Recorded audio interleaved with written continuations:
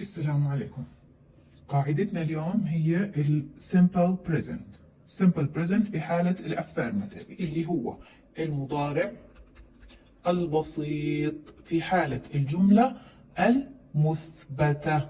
المضارع البسيط في حالة الجملة المثبتة. أول إشي راح ناخذ القاعدة اللي إحنا بدنا نمشي عليها وهي subject plus verb.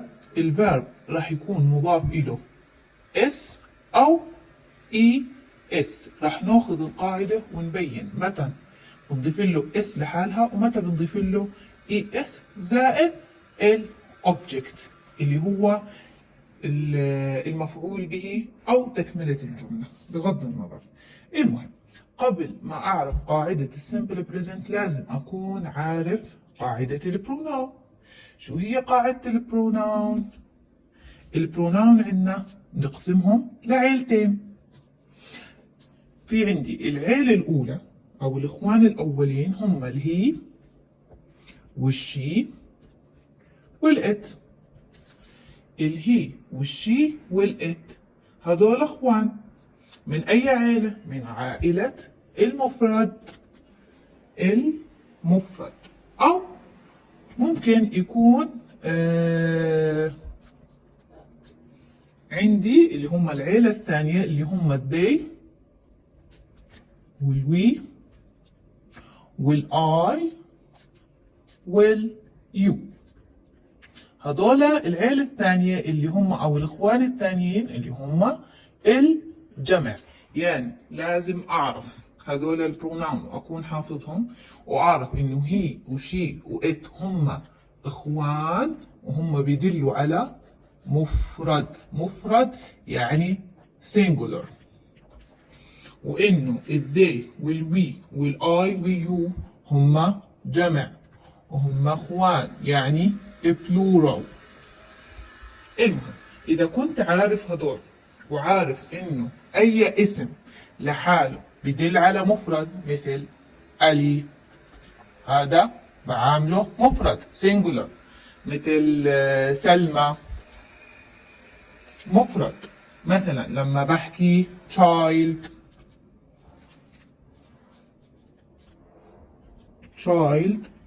مفرد. بس مثلا لو حكيت children بتحول الاسم إلى جمع.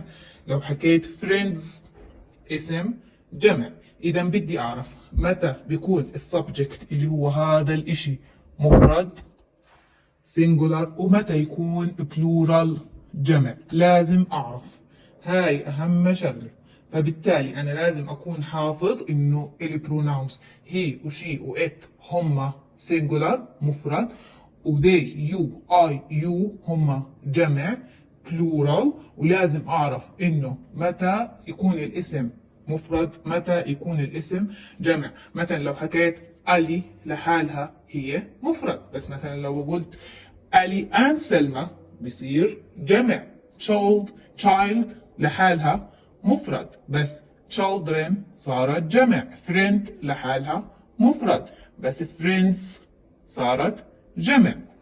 اوكي هلا اذا عرفت هاي القاعده برجع للقاعده الرئيسيه.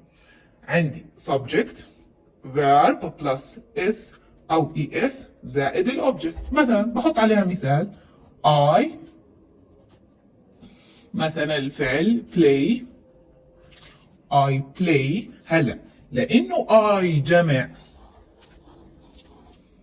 ما بضيف اس على الفعل play. I play football. هلا ما بضيف اس على البلاي لانه السبجكت جمع. اذا شو هي القاعده؟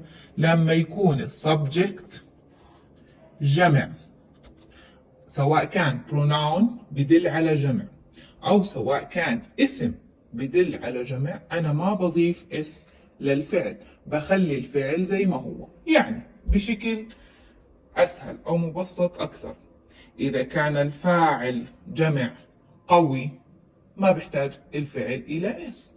بس اذا كان الفاعل مفرد مثلا لو حكيت he play لازم أضيف لها S. he plays football.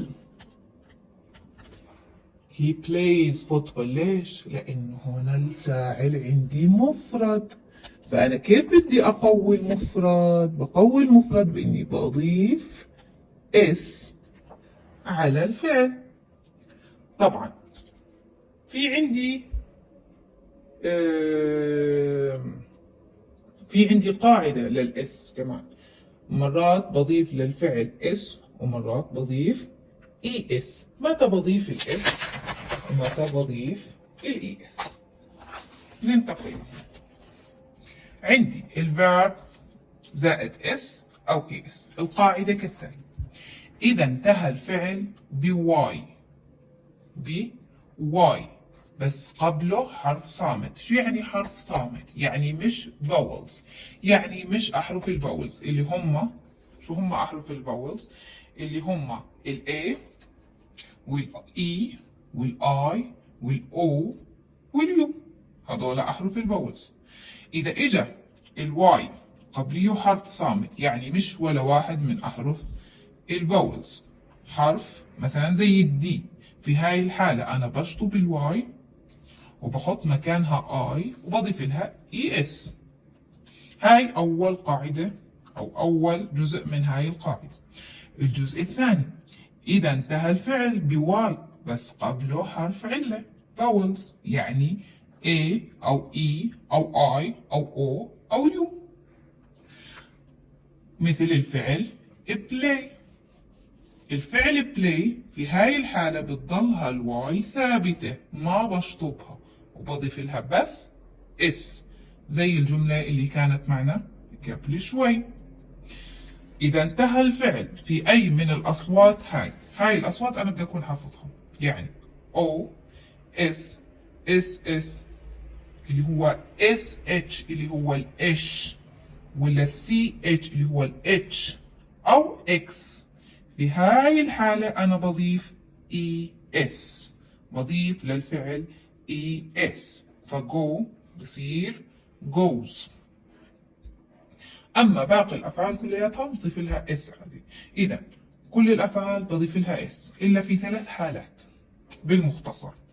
أول حالة: إذا انتهى بحرف واي الفعل قبليه حرف عادي مش حرف علة، بشطب الواي وبتصير IES، زي study صارت studies. اوكي. الحالة الثانية: إذا انتهى بحرف واي بس قبله حرف علة vowels A E I O U، في هاي الحالة بتضلها الواي عندي ثابتة وبضيف بس S. الحالة الثالثة: إذا انتهى الفعل ب O أو S أو SS أو إش أو CH اللي هي H أو X، في هاي الحالة أنا بضيف ES للفعل، زي الفعل go انتهى ب O بصير goes. هاي هي القاعدة، فبالتالي أنا بطبقها على الأفعال وبطبق عندي على القاعدة الرئيسية اللي هي الاس subject زائد الverb بلس اس أو ES زائد الأوبجكت. طبعا متى بعرف، وهو هذا أهم إشي في الجملة عندي، متى بعرف إنه هاي الجملة هي simple present؟ إذا كان عندي أي من هاي الكي وورد في الجملة، زي always اللي معناها دائما، sometimes أحيانا، usually بالعادة، never نهائيا، و often غالبا. هذول الكي ووردز بيدلوا عندي إنه الجملة لازم تتبع هاي القاعدة اللي هي قاعدة السمبل present، وهاي هي القاعدة في حالة الأفعال. شكرا.